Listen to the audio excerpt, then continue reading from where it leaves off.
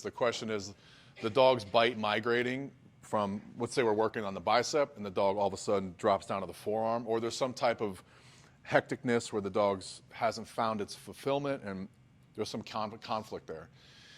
And what I've noticed over the years, and sometimes this shit, when you fuck around with techniques or ideas, sometimes you roll the dice a little bit. And I've rolled the dice with this technique and it's worked. So I'm going to tap into what he said, but what I'm also seeing a lot, and again, it's about putting yourself in the dog's moment. Like, what are they experiencing?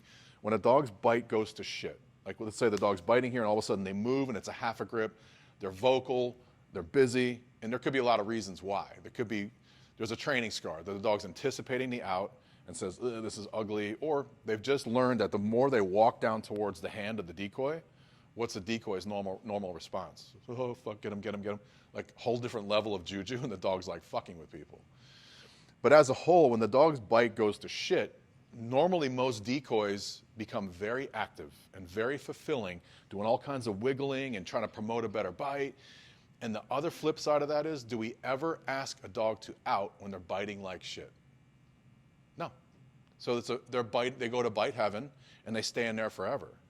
So what I lean more towards, and again, I'll show you this one technique that he's talking about, what I lean more towards, if the dog understands outing, the moment there's migration, out immediately, done, poof.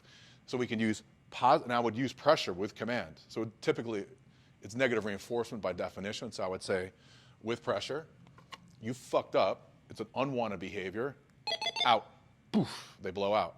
I could put them in the fucking car as negative punishment, so it's a double whammy. So when you install positive punishment, and back that shit up with negative, it's a 10x fucking consequence where the dog says, no, I want to stay in the game. But a lot of times the dog migrates out, boom, immediately you're fucking telling them you're off. Maybe you give them another chance to stay in the game, but they learn very fucking quickly. Then you do the flip. When they're in, you go to bite heaven, and it's a marathon. So with the technique Travis is talking about, we're going to run through all 4 quadrants. Okay, so he's the decoy. I'm the dog and handler simultaneously. So dominant slip is on, dog's biting, life is good. Boom, boom, all of a sudden, there's migration. So the first message we're going to send to the dog is the game stops. There's no prey, there's no fight, there's no interaction whatsoever. It's over. Immediately, as soon as possible, the handler comes in and applies dominant slip lead pressure, which is positive punishment. You want to have a break stick in hand. And if you're not fluent with break stick, it's a very valuable tool. It does get the dog off very quickly. Most dogs, I've had some dogs, I've tickled their fucking tonsils and there's no reaction. Very few and far between. It's a device that gets them off very quickly. So positive punishment on the migration. We're going to take the break stick, pop them off immediately. So the dog is removed from the bite. What quadrant is that? Negative punishment. Good call, good answer.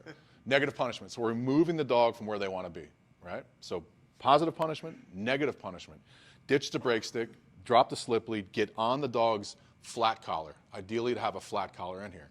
So there's a little bit of ongoing restriction, there's opposition, and I'm guiding the dog back into where I want them to bite. So the dog wants to go forward, get back on the bite. I'm not letting him. There's a little mild restriction and annoyance from the collar. What quadrant's that? Negative reinforcement, because there's pressure, pressure, pressure. I'm going to staple them back where I want. Pressure is let off. What quadrant is this now that the dog gets to bite again? Positive reinforcement. So really it happens in an eye blink that we're going to install all 4 quadrants of operant conditioning to tell the dog, stay in the game.